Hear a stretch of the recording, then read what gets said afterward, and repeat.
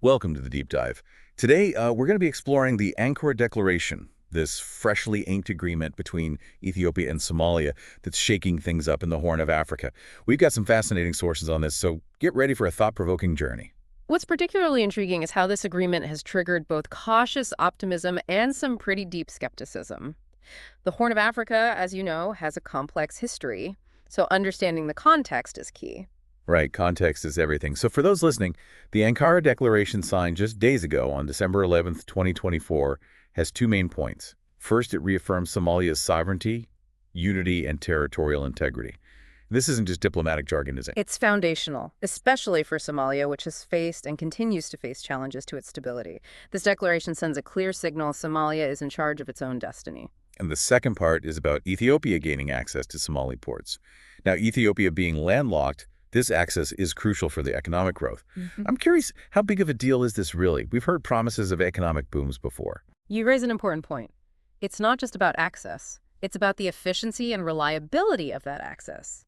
The potential is there for Ethiopia to significantly boost trade and attract foreign investment. But the devil is in the details. Infrastructure development, security, and smooth operation of the ports are all critical factors. Okay, so potential benefits, but we need to see concrete action. Hmm. And I gotta say, the international community seems pretty excited. Both the UK and the US are praising this agreement as a step toward peace and stability, but is this just surface-level enthusiasm? There's definitely a strategic angle to their support. A stable and prosperous Horn of Africa aligns with their interests. It could mean reduced conflict, less need for humanitarian aid, and even opportunities for trade and investment. However, let's not forget that the region has seen many well-intentioned agreements fizzle out before. Right. Actions speak louder than words, as they say. And speaking of different perspectives, let's zoom in on what people within the region are saying.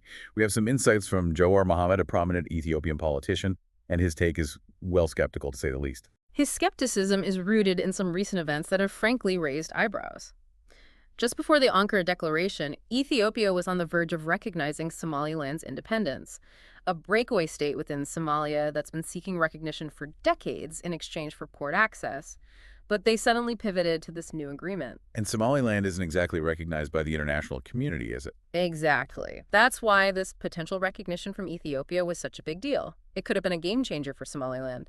But now, as Jawar points out, Ethiopia is back to relying on its neighbors for sea access, which raises the question, was abandoning the Somaliland deal worth it? Yeah, was all this diplomatic maneuvering really necessary? Jawar also worries about the impact on Ethiopia's credibility on the world stage.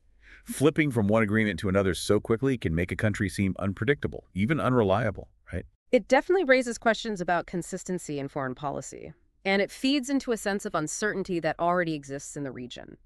To understand that uncertainty, we need to shift our focus to Eritrea, another key player in the Horn of Africa. Eritrea has a history with Ethiopia that's marked by conflict and broken promises. And their perspective on this Ankara Declaration is colored by that past. We're getting some insightful commentary from Suleiman Adam, an Eritrean political analyst, and he's urging everyone to take a deep breath and consider the historical context. So he's saying, hold your applause. I mean, this is a region where skepticism is practically woven into the cultural fabric, isn't it? Absolutely.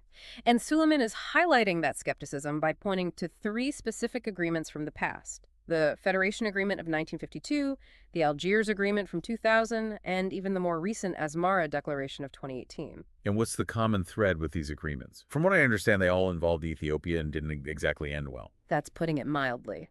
The Federation Agreement was meant to establish a federation between Ethiopia and Eritrea. But Ethiopia, under Emperor Haile Selassie, ended up annexing Eritrea outright. This triggered a 30-year war for independence. Wow. So this isn't just about broken promises. It's about a legacy of domination. Yeah. No wonder there's mistrust. Exactly. And that mistrust deepened with the Algiers Agreement, which was supposed to settle a border dispute after a brutal 2-year war between Eritrea and Ethiopia. But Ethiopia simply ignored the ruling of the International Boundary Commission, leading to continued tensions. So a pattern of not honoring agreements. And even the Asmara Declaration, which was hailed as this big breakthrough moment back in 2018, didn't really live up to the hype, did it? It started with promise reestablishing diplomatic relations, opening borders, but ultimately, concrete actions didn't follow. The promised economic integration didn't materialize, and key issues like border demarcation remained unresolved. So I can see why Suleiman and many Eritreans are looking at this Ankara Declaration with a healthy dose of, I'll believe it when I see it. But let's play devil's advocate for a second. Isn't there something different about this agreement? I mean, it was Turkey that brokered the deal, not the usual players like the U.S. or the UN. That's got to count for something, right? It's certainly a new dynamic.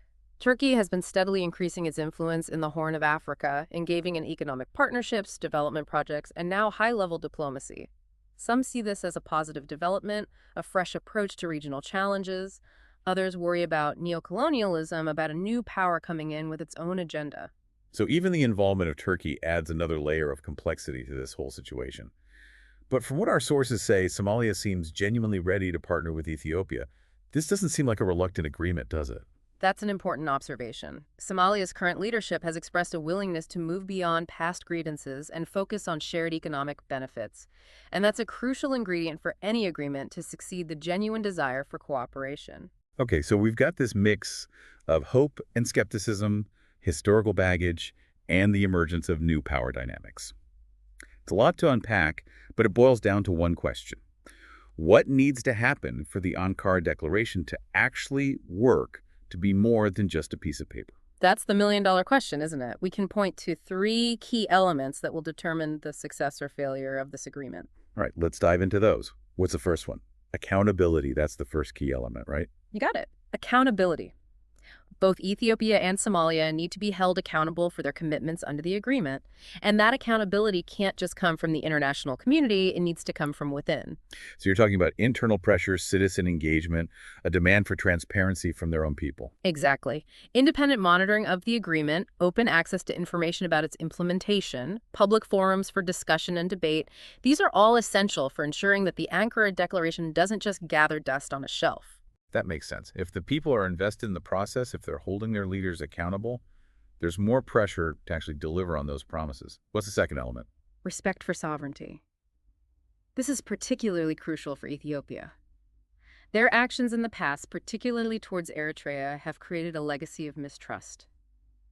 To build a truly sustainable partnership with Somalia, they need to demonstrate through concrete actions that they respect Somalia's autonomy and territorial integrity. So no power plays, no trying to exert undue influence. Yeah. It has to be a partnership of equals. Precisely. Any hint of coercion or exploitation will undermine the entire agreement. Transparency and open communication are vital here. Somalia needs to be fully informed and involved in every step of the implementation process. Which brings us to the third key element, right? Transparency. You get it. Transparency is essential for building trust not just between the two governments, but between the governments and their people. Clear communication about the terms of the agreement, the progress being made, the challenges being faced, this will be crucial for addressing skepticism and fostering a sense of shared ownership. So it's not just about what happens behind closed doors, it's about bringing the public along on the journey.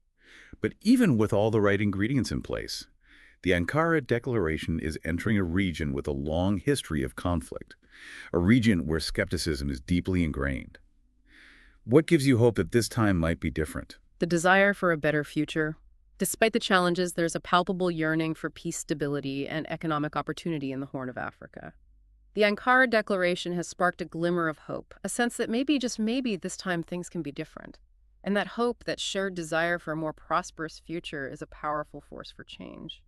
It's like they say, hope springs eternal. But it's not just about blind optimism, is it? It's about informed action, about holding leaders accountable, about demanding progress. Absolutely. We as informed citizens have a role to play. We need to stay engaged, to follow developments closely, to ask tough questions, and to demand that our leaders prioritize peace and cooperation. The future of the Horn of Africa depends on it. Wow, this has been an incredible deep dive into the Ankara Declaration. It's clear that this agreement represents more than just a political handshake. It's a symbol of hope, a potential turning point for a region yearning for stability and prosperity. And it's a story that's still being written. The coming months and years will reveal whether this agreement will lead to genuine change or become another footnote in the turbulent history of the Horn of Africa. Well, we'll be watching closely, and we'll be back with more deep dives into the events shaping our world. Until then, stay curious and stay engaged.